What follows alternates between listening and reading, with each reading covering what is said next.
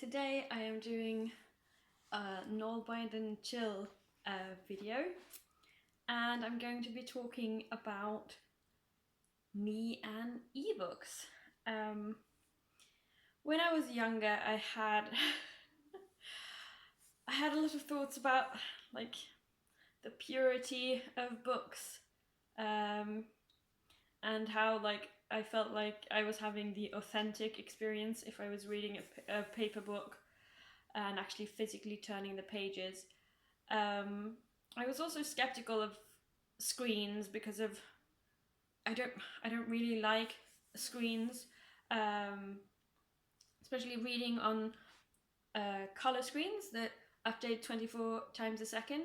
That makes me more tired, and I can't really read long bits of texts on screen. So I was quite skeptical, and I was also intrigued because it's enticing having having the possibility of having your entire library with you at all times. It's definitely, and in such a portable format. So in the beginning, I was quite skeptical of how heavy it was, and would this feel like reading words on a page? And I got to see some people's Kindles, and the early generation Kindles were definitely too heavy for me. But I did see that they very much feel like reading on a page. It's not the constant updating and flickering, so that's really good. But yeah, eventually I put it on my wish list, and I got it for Christmas in 2015. And the first thing I did was fill it with classics. Lots of classics that I didn't really want on my physical shelf, but as a backup on the Kindle, that was fine. Also, they're free because of the Gutenberg project and copyright and that kind of thing. I just have to think.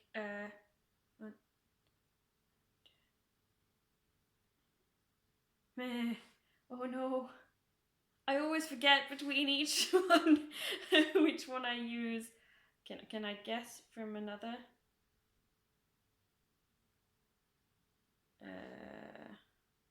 Can't really guess either. Oh no.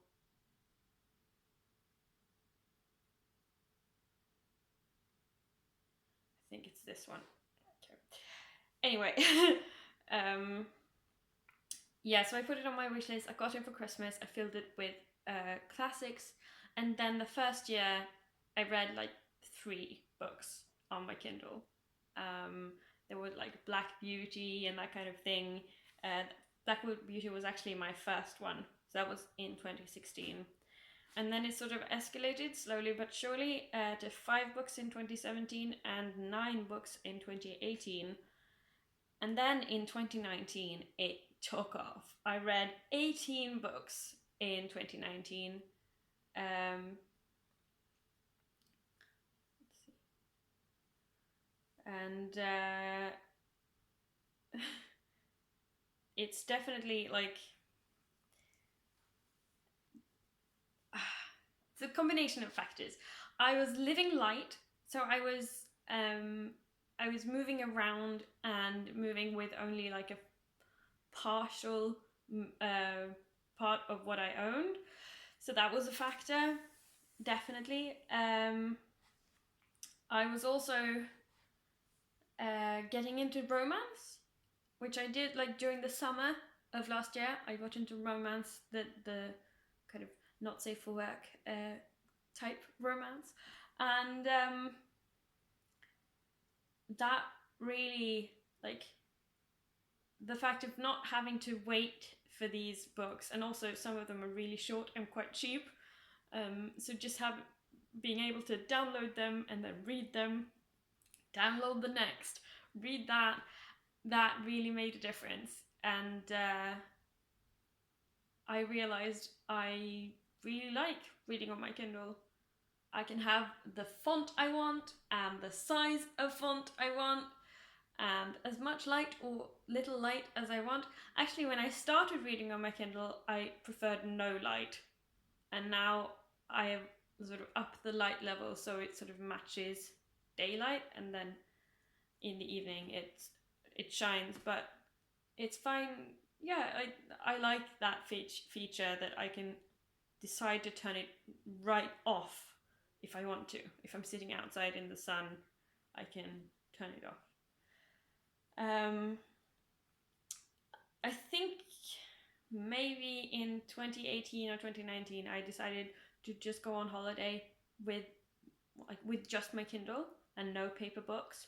That was definitely an interesting decision I made. I think I've made a mistake. I think that's a mistake.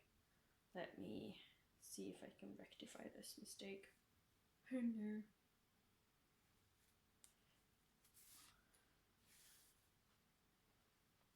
Come on. Okay, maybe? We'll see. Oh no, have I made it worse? This wasn't what was supposed to happen. I was supposed to just merrily go along. And now I've... what have I done? Okay. I guess. Oh no. Oh no. Okay, I think I know where we're at. Let's see, 1, 2, 3. Let's try this one.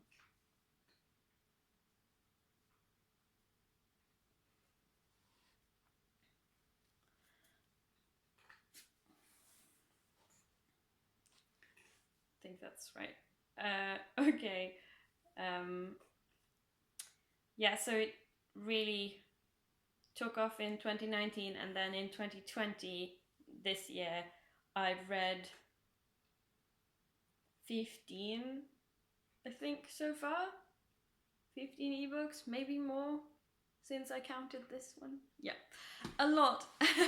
About, I don't know, about a third, maybe a little bit more than a third of the books I've read. Yeah, more than a third of the books I've read this year have been have been ebooks.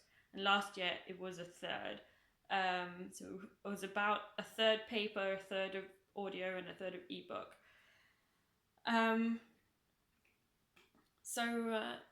Yeah, I'm converted. The only thing, the only, I guess, problem I have with Kindle now is there's an element of choice. I have to choose whether to buy the book on Kindle or on paper. I like to have the books that I love in paper format on my shelves, and the books that I read once and then never read again, I can have in ebook format. That's fine. So yeah, I kind of want to know before I start the book whether it will be good enough to put on my shelf, because that way the book that I have on my shelf will be the one with the memories. It won't be, oh, I read it and then I liked it and then I put it on my shelf.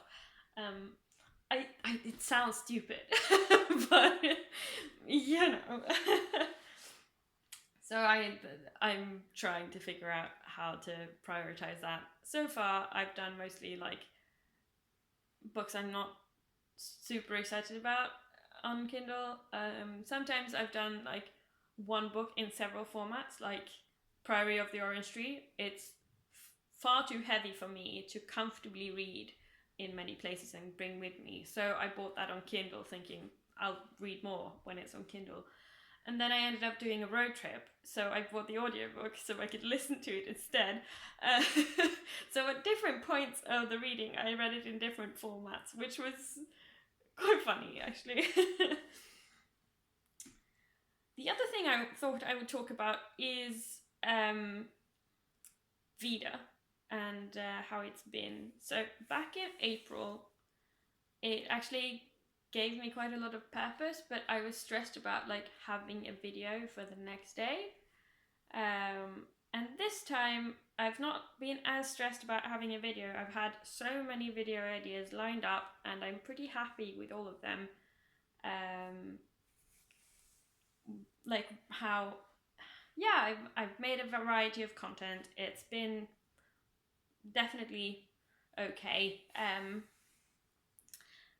But I've been so like excited about comments and seeing what everyone thinks that I've sort of been stressing over that instead, which has taken focus away from like, a lot of the things in my life that need focus, like work. So I changed my schedule and it helped, but still I've enjoyed doing VEDA, but I'm quite happy that it's over. And I think I might be doing VEDA again.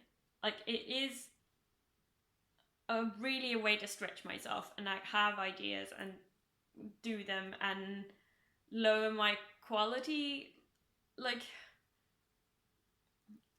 lower my quality so that I can make the content I actually want to make.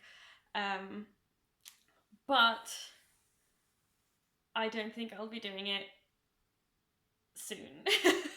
I think daily videos will be over now, and then I'll reconsider next April. No, like Christmas vlogging, maybe like of my days or something like daily vlogs. I might post those, but not daily. But yeah, no. Daily videos has been fun, but also kind of tiring.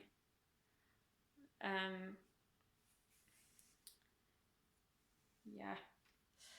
Oh, by the way, I'm working on my shlanket, which I'll link the video where I talk about it in the description. It's done in Oslo stitch with an F2 connection, and I'm using very long lengths of yarn because it's a big project. I'm slightly closer to the end. So this is going to be a triangle, and the length I'm going back and forth is just this long now. So that's fun. I'm seeing that it's nearing an end.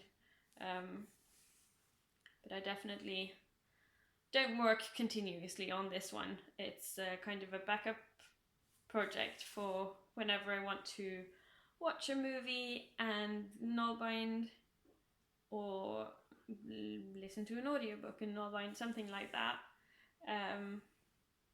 It's good to take my mind up other things and feel like I'm creating something, even though how much have I done in this time? I've been gesticulating too much. About 10 centimeters? 15 maybe? Still don't know if I did the and correctly. We'll see. Okay, I think that's it for this video, for the end of VEDA in August 2020. And I will see you next time I make a video. Bye!